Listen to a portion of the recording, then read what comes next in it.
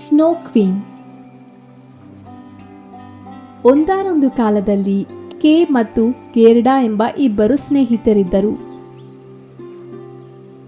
ಅವರು ಒಂದು ಚಿಕ್ಕ ಗ್ರಾಮದಲ್ಲಿ ಅಕ್ಕಪಕ್ಕ ಮನೆಯಲ್ಲಿದ್ದರು. ಅವರು ಗ್ರಾಮದ ಹೊರಗಡೆ ಇರುವ ಸುಂದರವಾದ ಹುಲ್ಲುಗಾವಲಲ್ಲಿ ಅವರ ಸಮಯವನ್ನು ಕಳೆಯುತ್ತಿದ್ದರು. ಹುಲ್ಲುಗಾವಲು ಬಣ್ಣ ಬಣ್ಣದ ಹೂಗಳೊಂದಿಗೆ ತುಂಬಿತ್ತು. ಒಂದು ದಿನ ಅವರ ಮನೆಯ ಹಿಂಭಾಗದಲ್ಲಿ ತೋಟವಿರಬೇಕು ಎಂದು ನಿರ್ಧರಿಸಿಕೊಳ್ಳುತ್ತಾರೆ. ಅದು ಬಣ್ಣ ಬಣ್ಣದ ಹೂಗಿಡಗಳೊಂದಿಗೆ. ಅದರಿಂದ ಅವರ ಮನೆಯ ಹಿತ್ತಲೆಯಲ್ಲಿ ಗುಲಾಬಿ ಗಿಡವನ್ನು ನೆಟ್ಟಿದ್ದರು ಹಾಗೂ ದಿನನಿತ್ಯ ಅದಕ್ಕೆ ನೀರನ್ನು ಹಾಕುತ್ತಿದ್ದರು. ಒಂದು ದಿನ ಚಳಿಗಾಲದಲ್ಲಿ ಗೇರ್ಡಾನ ಅಜ್ಜಿ ಕೇಯನ್ನು ಬಿಸಿ ಚಾಕ್ಲೇಟ್ ತಿನ್ನಲು ಕರೆಯುತ್ತಾಳೆ. ಭಾರೀ ಮಂಜು ಸುರಿಯುತ್ತಿರುತ್ತದೆ. ಅವರು ಹೊರಗಡೆ ಆಟವಾಡಲು ಆಗಲಿಲ್ಲ. ಆದ್ದರಿಂದ ಅವರ ಅಜ್ಜಿ ಕಥೆಯನ್ನು ಹೇಳಲು ಆರಂಭಿಸಿದಳು. ಈ ದಿನ ನಾನು ನಿಮಗೆ ಒಂಟಿ ದುಷ್ಟ ಸ್ನೋ ಕ್ವೀನ್ ಬಗ್ಗೆ ಕತೆ ಹೇಳುತ್ತೇನೆ. ಅವಳು ಬೆಟ್ಟದ ಆ ಕಡೆ ಇರುತ್ತಾಳೆ.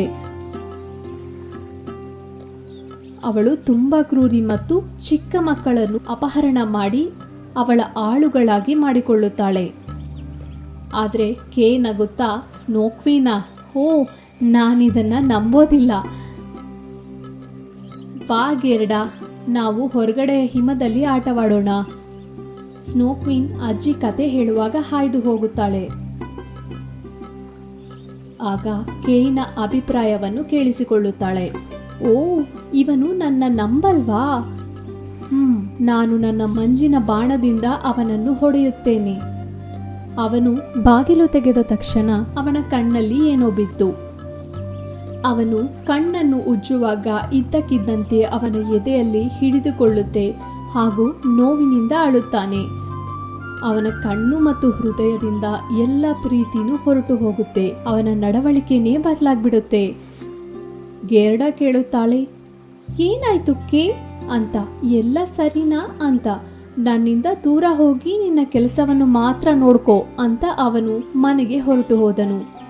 ಗೇರ್ಡಾಗೆ ಪಾಪ ಮಾತೇ ಬರಲಿಲ್ಲ. ಸ್ವಲ್ಪ ದಿನಗಳವರೆಗೂ ಕೆ ಗೇರ್ಡಾಳನ್ನು ದೂರವಿಡುತ್ತಿದ್ದ.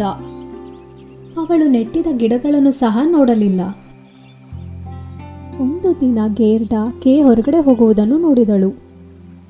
ಅವಳು ಕೆ ಅನ್ನು ನಿಲ್ಲಿಸಿ ಹೇಳಿದಳು, ಏನಾಯ್ತು ನಿನಗೆ ಅಂತ? ಹೂಗಳನ್ನು ಇಷ್ಟಪಡುವವರ ಜೊತೆ ನಾನು ಸ್ನೇಹ ಮಾಡೋದಿಲ್ಲ ಅಂತ ಹೊರಟು ಹೋಗುತ್ತಿರುವಾಗ ಗೇರ್ಡಾ ಹಿಂಬಾಲಿಸಿದಳು.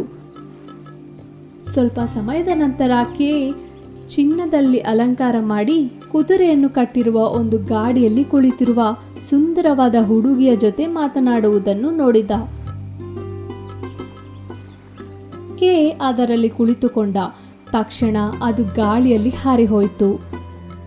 ಸ್ನೋ ಕ್ವೀನ್ ಕೆಯನ್ನು ತನ್ನ ಕೋಟೆಯೊಳಗೆ ಕರ್ಕೊಂಡು ಹೋದಳು. ಗೇರ್ಡಾ ತುಂಬ ಬೇಜಾರಾಗಿದ್ದಳು ಹಾಗೂ ಅವಳಿಗೆ ಗೊತ್ತಿತ್ತು ಅದು ಆ ಸ್ನೋ ಕ್ವೀನ್ ಅಂತ. ತುಂಬ ದಿನ ಕಳೆದೋಯ್ತು, ಆದರೆ ಕೆ ಹಿಂತಿರುಗಲೇ ಇಲ್ಲ. ಬೇಸಿಗೆ ಕಾಲ ಬಂತು. ಈಗ ಗೇರ್ಡಾ ತನ್ನ ಕೇಗೋಸ್ಕರ ಕಾಯುತ್ತಿದ್ದಳು. ಇದರ ಬಗ್ಗೆ ಅವಳ ಅಜ್ಜಿ ಹತ್ರ ಮಾತನಾಡಿದಳು. ಅಜ್ಜಿ ಗೇರ್ಡಾಗೆ ಒಂದು ಕನ್ನಡಿ ಕೊಟ್ಟಳು ಹಾಗೂ ಇದು ಉಪಯೋಗಕ್ಕೆ ಬರುತ್ತೆ ಅಂದಳು. ಅಜ್ಜಿಯ ಅಪ್ಪಣೆಯಿಂದ ಹಾಗೂ ಅನುಮತಿಯಿಂದ ಗೇರ್ಡಾ ತನ್ನ ಪ್ರಯಾಣವನ್ನು ಶುರು ಮಾಡಿದಳು. ತಕ್ಷಣ ಒಂದು ಸುಂದರವಾದ ತೋಟಕ್ಕೆ ಸೇರಿಕೊಂಡಳು. ಅಲ್ಲಿ ತುಂಬಾ ಬಣ್ಣ ಬಣ್ಣದ ಹೂಗಳಿತ್ತು. ಅವಳು ಆ ಮೊದಲು ಅಂತ ಸುಂದರ ಹೂಗಳನ್ನು ನೋಡಿರಲಿಲ್ಲ. ಗೇರ್ಡಾ ಹತ್ತಿರಕ್ಕೆ ಹೋಗಿ ಆ ಹೂಗಳನ್ನು ಮುಟ್ಟಿದಳು. ಅವಳು ಆಶ್ಚರ್ಯಪಟ್ಟಳು, ಏಕೆಂದರೆ ಅದರಲ್ಲಿ ಸುಗಂಧ ಇರಲಿಲ್ಲ. ಗೇರ್ಡಾ ಮತ್ತೆ ಹೂಗಳನ್ನು ಮುಟ್ಟಿದ ಮೇಲೆ ಆ ಸುಗಂಧ ಹಿಂತಿರುಗಿತ್ತು. ಇದ್ದಕ್ಕಿದ್ದಂತೆ ಒಂದು ಹುಡುಗಿ ಪ್ರತ್ಯಕ್ಷವಾದಳು. ಅವಳು ಆ ತೋಟಕ್ಕೆ ಯಜಮಾನಿಯಾಗಿದ್ದಳು. ಧನ್ಯವಾದ ಗೇರ್ಡಾ. ಒಂದು ದುಷ್ಟ ಸ್ನೋ ಕ್ವೀನ್ ಇದ್ದಾಳೆ. ಅವಳು ನನ್ನ ಹೂಗಳ ಪರಿಮಳವನ್ನೆಲ್ಲ ದೋಚಿಬಿಟ್ಟಳು. ದೇವರು ಒಳ್ಳೆಯದು ಮಾಡಲಿ, ಸ್ವಚ್ಛ ಮನಸ್ಸಿನವಳೆ, ನಿನ್ನಿಂದ ನನ್ನ ಹೂಗಳಿಗೆ ಅದರ ಪರಿಮಳ ಹಿಂತಿರುಗಿತು. ನಿನಗೋಸ್ಕರ ಏನ್ ಮಾಡಲಿ ಪುಟ್ಟ ಹುಡುಗಿ? ನಾನು ನನ್ನ ಸ್ನೇಹಿತ ಕೇಗಾಗಿ ಕಾಯುತ್ತಿದ್ದೇನೆ. ಅವನನ್ನು ಆ ಸ್ನೋ ಕ್ವೀನ್ ಅಪಹರಣ ಮಾಡಿದ್ದಾಳೆ. ಆ ಕೆಟ್ಟ ಸ್ನೋ ಕ್ವೀನ್. ಈ ಪುಟ್ಟ ಹುಡುಗಿ, ಬೇಗ ಹೊರಡು. ನಿನ್ನ ಸ್ನೇಹಿತನ ಹೃದಯವನ್ನು ತಣ್ಣನೆಯ ಮಂಜಾಗಿ ಮಾಡಿಬಿಡುತ್ತಾಳೆ. ನನ್ನ ತೋಟದ ಎದುರು ಒಂದು ನದಿ ಇದೆ. ನಿನ್ನ ಸ್ನೇಹಿತನನ್ನು ಹುಡುಕಲು ಆ ನದಿ ಖಂಡಿತವಾಗ್ಲೂ ನಿನಗೆ ಸಹಾಯ ಮಾಡುತ್ತೆ. ಕೆಲವು ಸುಂದರವಾದ ಹೂಗಳನ್ನು ನಿನ್ನ ಸ್ನೇಹಿತ ಕೇಗಾಗಿ ತಗೊಂಡು ಹೋಗು. ನದಿ ಹತ್ರ ಹೋದಳು. ಅವಳು ದೋಣಿಯಲ್ಲಿ ಕುಳಿತುಕೊಂಡಳು. ನದಿ ಅವಳ ಸ್ನೇಹಿತ ಕೆ ಹತ್ರ ಕರೆದುಕೊಂಡು ಹೋಗಲು ಹೇಳಿದಳು. ಸ್ವಲ್ಪ ಹೊತ್ತ ನಂತರ ದೋಣಿ ಅವಳನ್ನು ಒಂದು ದೊಡ್ಡ ಹಡಗಿನ ಹತ್ರ ಕರೆದುಕೊಂಡು ಹೋಯಿತು. ಗೇರ್ಡಾ ಆ ಹಡಗಿನ ಒಳಗೆ ಹೋಗಿ ಒಂದು ಪೈರೇಟ್ ಹುಡುಗಿಯನ್ನು ಭೇಟಿ ಮಾಡಿದಳು. ಹೇ ಪುಟ್ಟ ಹುಡುಗಿ, ನನ್ನ ಹಡಗಿಗೆ ಬಂದ ಕಾರಣ? ಗೇರ್ಡಾ ಅವಳಿಗೆ ಎಲ್ಲವನ್ನೂ ಹೇಳಿದಳು. ಹುಡುಗಿ ಹೇಳಿದಳು, ನನಗೆ ಯಾವುದೇ ಸ್ನೇಹಿತರಿಲ್ಲ. ನೀನು ನನಗೆ ಸ್ನೇಹಿತೆ ಆಗಲು ಪ್ರಮಾಣ ಮಾಡಿದ್ದಲ್ಲಿ ನಾನು ನಿನಗೆ ಸಹಾಯ ಮಾಡುತ್ತೇನೆ. ಗೇರ್ಡಾ ಅವಳ ಸ್ನೇಹಿತೆ ಆಗಲು ಒಪ್ಪಿದಳು. ಪೈರೇಟ್ ಹುಡುಗಿ ಮರದ ಒಂದು ಮಾಂತ್ರಿಕ ಹಿಮಸಾರಂಗವನ್ನು ಕೊಟ್ಟಳು.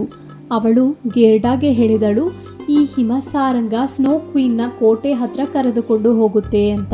ಗೇರ್ಡಾ ಸ್ನೋ ಕ್ವೀನ್ಗೆ ಧನ್ಯವಾದ ಹೇಳಿದಳು. ಅವಳು ಆ ಹಿಮಸಾರಂಗದ ಮೇಲೆ ಕುಳಿತುಕೊಂಡು ಆಕಾಶದಲ್ಲಿ ಹಾರಿ ಹೋದಳು. ಸ್ವಲ್ಪ ಹೊತ್ತು ಹಾರಿ ಹೋದ ಮೇಲೆ ಅವಳು ಒಂದು ಹೊಳೆಯುವ ಮಂಜಿನ ಕೋಟೆಯನ್ನು ನೋಡಿದಳು. ಗೇರ್ಡಾ ಕೋಟೆಯನ್ನು ಪ್ರವೇಶಿಸಿ ಕೇಯನ್ನು ಕರೆಯಲು ಆರಂಭಿಸಿದಳು. ಕೆ, ಎಲ್ಲಿದ್ಯಾ ಕೆ? ಮಂಜಿನೊಂದಿಗೆ ಆಟವಾಡುವುದನ್ನು ನೋಡಿದಳು. ಗೇರ್ಡಾ ಅವನ ಕಡೆ ಓಡಿ ತಬ್ಬಿಕೊಂಡಳು. ಆದರೆ ಕೆ ಪ್ರತಿಕ್ರಿಯಿಸಲಿಲ್ಲ. ಅವನು ಅವಳ ಕಡೆಗೆ ಯಾರೋ ಅಪರಿಚಿತರನ್ನು ನೋಡುವ ಹಾಗೆ ನೋಡಿದ. ಇದ್ದಕ್ಕಿದ್ದಂತೆ ಸ್ನೋ ಕ್ವೀನ್ ಕಾಣಿಸಿಕೊಂಡು, ನನ್ನ ಕೋಟೆಯಲ್ಲಿ ಏನು ಮಾಡುತ್ತಿರುವೆ? ನಾನು ಮಂಜಿನ ಪ್ರತಿಮೆಯಂತೆ ಬದಲಾಯಿಸುವ ಮೊದಲು ಇಲ್ಲಿಂದ ಹೊರಟು ಹೋಗು. ಧೈರ್ಯವಾಗಿ ಗೇರ್ಡಾ ಹೇಳಿದಳು, ನಾನು ನನ್ನ ಸ್ನೇಹಿತನನ್ನು ಮನೆಗೆ ಕರೆದುಕೊಂಡು ಹೋಗುತ್ತೇನೆ ಅಂತ. ಅದಕ್ಕೆ ಸ್ನೋ ಕ್ವೀನ್ ಹೇಳಿದಳು, ನಾನು ಅವನ ಹೃದಯವನ್ನು ಬಂಧಿಸಿದ್ದೇನೆ. ಈಗ ಅವನು ಯಾವತ್ತಿಗೂ ನನ್ನವನೇ. ಗೇರ್ಡಾ ಕೇಗೆ ಹೂಗಳನ್ನು ಕೊಟ್ಟಳು. ತಕ್ಷಣ ಆ ಹೂಗಳನ್ನು ವಾಸನೆ ನೋಡಿದಾಗ ಅವನ ಕಣ್ಣಲ್ಲಿ ಮಿಂಚು ಬಂದಿತು. ಅವನ ಹೃದಯ ಕರಗಿ ಅವನಿಗೆ ನೆನಪಿನ ಶಕ್ತಿ ಬಂತು.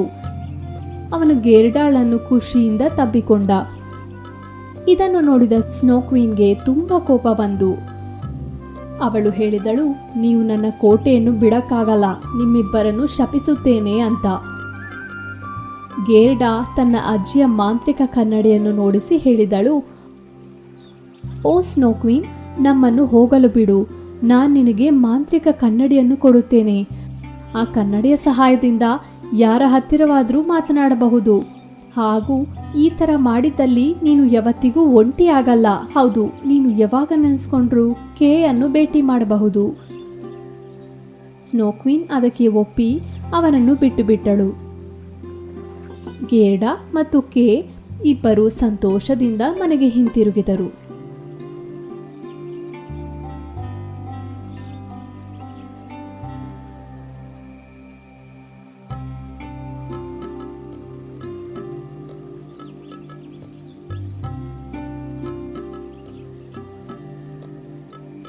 Hi, I'm sure you enjoyed watching this video. Please click on the subscribe button to subscribe to our channel and watch more interesting videos.